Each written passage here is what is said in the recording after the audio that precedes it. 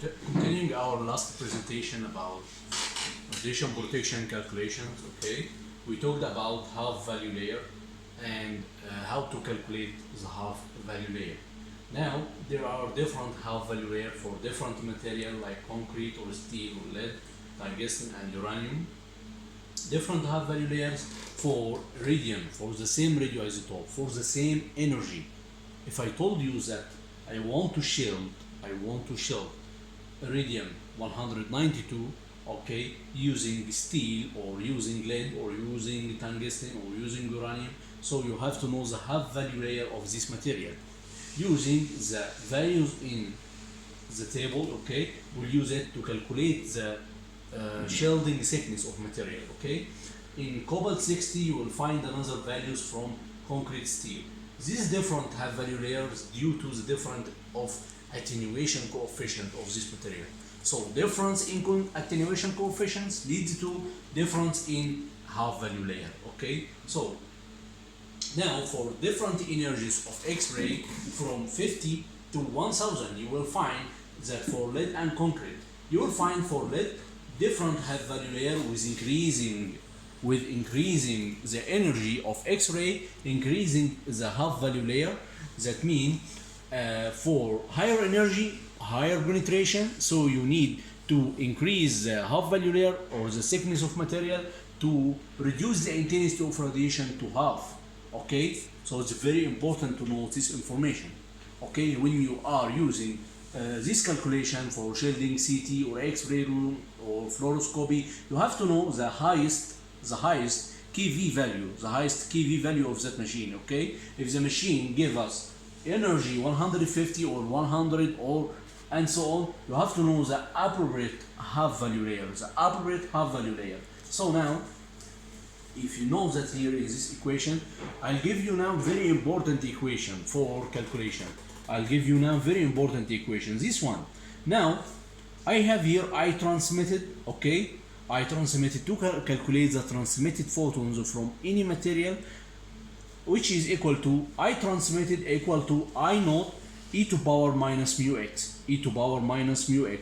When x is, which is the thickness of material, is equal to half value layer, that means I transmitted, which is the dose rate of transmitted photons or the intensity of transmitted photon, will be half the incident photon, half the original photons.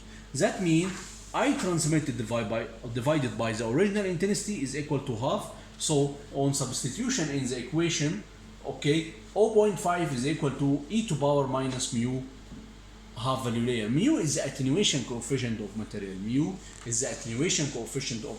Okay, so after substitution and take logarithm length, okay, half value layer will be 0.693 divided by mu. Okay, to calculate the half value layer for a certain material, you have to know the attenuation coefficient of this material. Attenuation coefficient is related to the density of material and the energy of radioactive source or the energy of X-ray photons.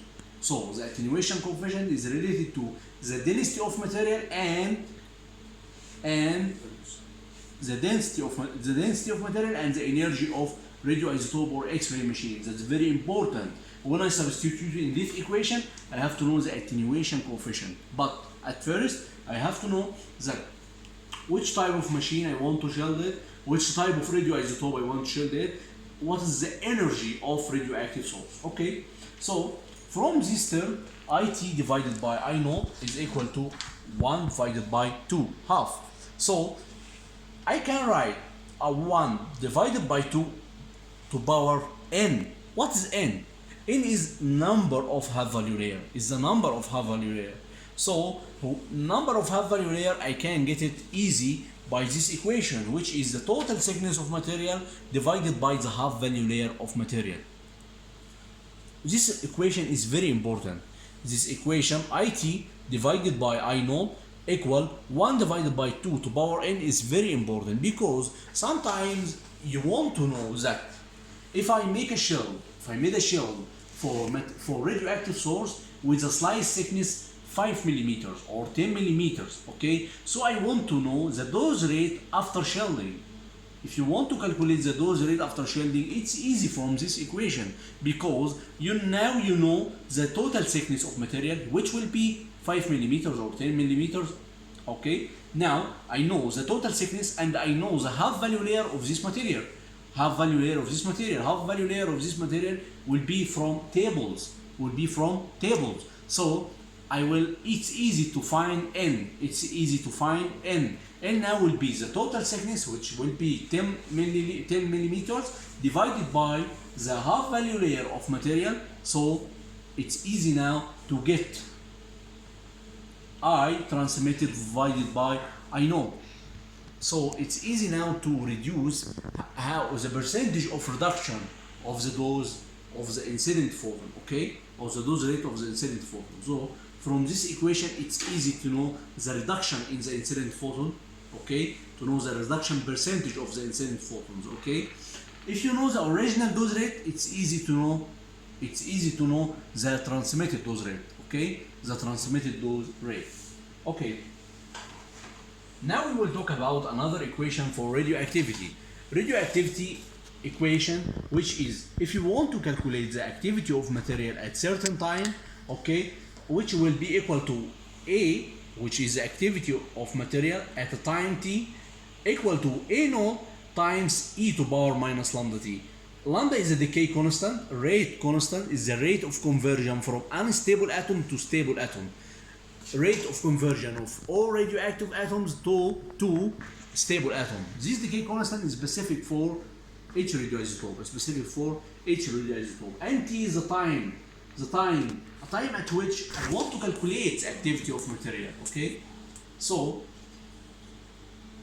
here you will find that time, okay, and this is the activity of material, okay? Activity is A naught, is the original activity. Here the activity is reduced by half, quarter, and so on. So this point is the time half-life. Time half-life is the time at which the activity of material reduced to half. Okay, reduced to half. So from this equation we can get that A, activity at time t, divided by activity naught equal to half when the time is equal to t half. When the time is the t half, is the time half-life, so the activity at time t to the activity of to the original activity is equal to half. So now we can write the equation in this formula.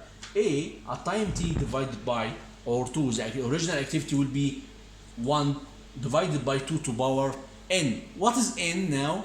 What's the meaning of n now? Now n is the total time elapsed, okay, divided by t half.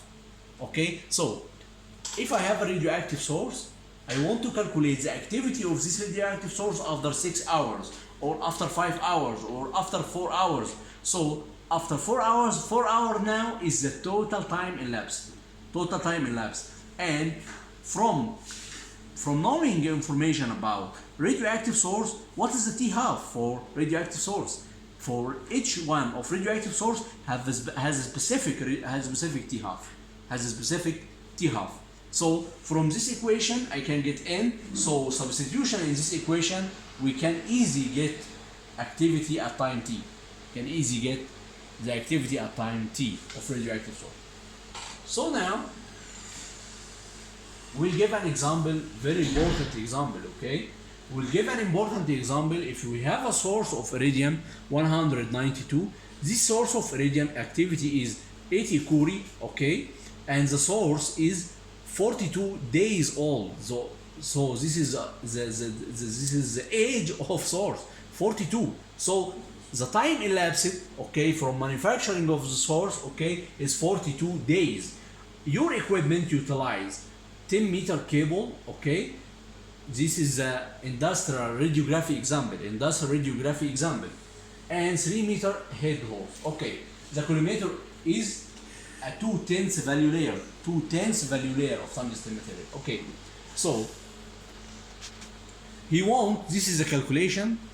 From this calculation, I want to know the remaining curies. This is the original activity of the source. I want to know the remaining curies after 42 days. From the equation we explained it before. From this equation, this is the activity at time t, this is the original activity, 1 divided by the 2 to power n. Now I want to calculate the activity at time t, which is 42 days, and the original activity is 80 Curie. How can I calculate it? Easy. Now from this formula, n will be the total time elapsed, which is 42 divided by t half. T half for iridium, T half for iridium is 74 days. 74 days. So from this formula we can get n. We can get n. N is 0.56. 0.56. So now substitution with n in the original formula, 80 to power n. N now is 0.56, and 80 is the original activity. Okay, 80 is the original activity. Okay, so now we can get the remainder Curie, or the remainder activity of the material. Okay, okay, it's easy. Now again, now I know the time half-life of the radioactive source, very important. How many days elapsed, or the total time elapsed, very important information. And after that, using this formula, the remaining Curies is the original Curies, or the original activity, divided by 2 to power n. N, which is the days elapsed, or the time passed, okay, divided by non-half-life, time half-life, divided by the non-half-life. N equal to 42 is the time, days, okay, and 74 is the non-half-life, so n equal to 0.56. So now it's easy to calculate and substitute in the original equation or original formula to get the remainder Curie. 80 divided by 2 to power n, n is 0.56. So now we can calculate the remainder Curies. Okay, this is the first one. From this example, okay, from this example you want to calculate. Now we calculated the remainder Curie, the remainder activity. If I want to convert, this is the remainder activity to gigabecquerel, okay, I will multiply the remainder Curie times 37. 37 to convert from Curie to gigabecquerel. From Curie to gigabecquerel. Now the value will be 2013.6 gigabecquerel. This is the value of activity of the source of iridium 192. Okay, so now he want to calculate the specific output factor, which is gamma factor. Okay, the specific output factor, or the gamma factor, from table is 0.15 at 1 meter. 0.15 at 1 meter. Okay, so 0.15 1 meter is a specific gamma factor. Okay, it is a specific gamma factor. When we multiply this gamma factor, okay, times the activity, okay, this value is the specific gamma factor. You remember this equation? We discussed it before.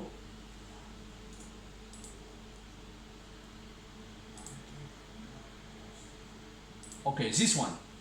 So now I have the source activity. Okay, if I want to calculate the dose rate of the iridium 192 at 1 meter, using this equation, I know the gamma factor, which is 0.15. Sometimes you will find books talking about gamma factor for iridium, which is equal to 0.13. No problem about that. Okay, so gamma factor 0.13 or 0.15 times the source activity divided by distance. Distance here is 1 meter. Distance is 1 meter. So I will calculate now the dose rate coming from iridium 192 with a specific activity at 1 meter. Okay, so coming back to our example. Okay, now I have the specific gamma factor here times activity, okay, the activity of iridium, so divided by 1 meter square, okay, divided by 1 meter square. So it's easy now to get the dose rate of radiation coming from iridium 192 at 1 meter. Okay, at 1 meter. So now the source of iridium which emit gamma radiation with an activity of 2013 gigabecquerel give us dose rate 302 millisievert per hour at 1 meter. At 1 meter. So if I want to calculate or to convert this value to microsievert, I have to multiply this value times 1000 to convert it to microsievert per hour at 1 meter. So now I get the dose rate of radiation coming from iridium 192 at 1 meter, okay, in units of microsievert per hour. So let me know why you calculate all this equation. I am now confused about that. It's easy. Now I calculated the dose rate of the radioactive source at 1 meter. Why? At 1 meter. Why? To calculate the dose rate, the safe dose rate, the safe permissible dose rate. Now I wanted to calculate at which distance will be the safe dose. At which distance will be the safe dose. So it's very important to know the dose rate at 1 meter. So now if I give you all this information and I want you to calculate the safe distance from this radioactive source. Now you know the activity of the source.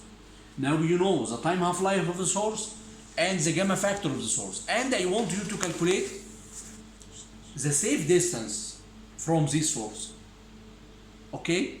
Using, again, you have to know the activity of the source. Now you know the activity, the original activity, but after certain time the activity is changed. So you have to know the remaining activity using this formula. After that, this activity will give you dose rate. This activity will give you dose rate using the formula of dose rate equal to gamma factor times activity divided by distance square. You will get the dose rate. You will get the dose rate at 1 meter. Okay. Now we have a gamma factor, and we have the activity, and the distance is known, 1 meter. So it's easy to calculate the dose rate, which is 302 millisievert per hour. Okay. This value is the dose rate at 1 meter. So I will convert it to microsievert per hour. Okay. So I will multiply this value times 1000, will give me the value of dose rate at 1 meter in microsievert per hour. So the last question, I want to know the distance. This is the dose rate at 1 meter. Okay, so if you want to calculate the dose rate, if you know the dose rate, now you know the permissible dose rate, which is 7.5 microsievert. So I know the safe dose rate, which is 7.5 microsievert. So the question is, at which distance will be the dose rate equal to 7.5 microsievert? So using inverse square law. Now we know dose rate at 1 meter. So and I know the other dose rate, the permissible dose rate, which is 7.5 microsievert. So I want to get the distance. Using inverse square law, it's easy. Okay.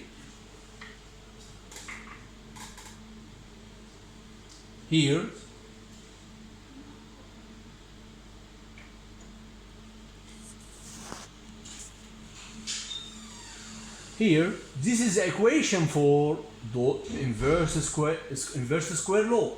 I know divided by I know this is the original intensity, and the I is the dose rate. Okay, the new dose rate, the permissible, equal to d square. D is the distance for the intensity. Okay, and d naught is the original distance. Okay, for the original dose rate. So now it's easy to calculate. But we forgot something. What's this? What we forgot? We forgot that we now using collimator. What's collimator? Collimator is a shielding material. Collimator is a shielding material. Collimator is a shielding material. This shielding material, okay, prevent a lot of radiation coming out from the source. So the dose rate is reduced. The dose rate is reduced, but now we calculated the dose rate at 1 meter without using the collimator, without using the shielding material. But on using the shielding material, the dose rate reduced by a factor. You remember the equation. This is the equation for if you want to calculate I transmitted photons, okay, which will be I naught divided by 2 to power n, where n is the number half value layers. N now is number of half value layer, which is total thickness divided by half value layer, okay? So he gave me in this equation, in this example, he gave me that half value layer? No, he gave me 10th value layer. He gave me 10th value layer. So it's easy to change this equation to be in another formula. It's easy to change this equation to be in another formula. It will be I divided by I naught, okay, equal 1. 2 will be replaced by 10 to power n, because it's now we used 10th value layer. 10th value layer, not half value layer. So now n will be number of not half value layer, not number of half value layer, but will be number of 10th value layer. So n will be the total thickness here in this example. N will be total thickness, okay, divided by 10th value layer of the material. But here he gave me in the example that he used the collimator is a 2/10 value layer.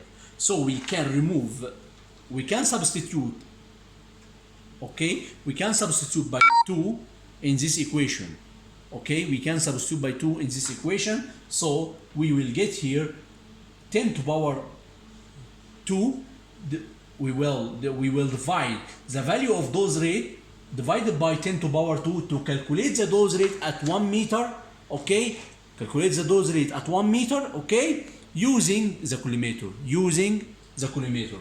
Now the dose rate is reduced to be 3000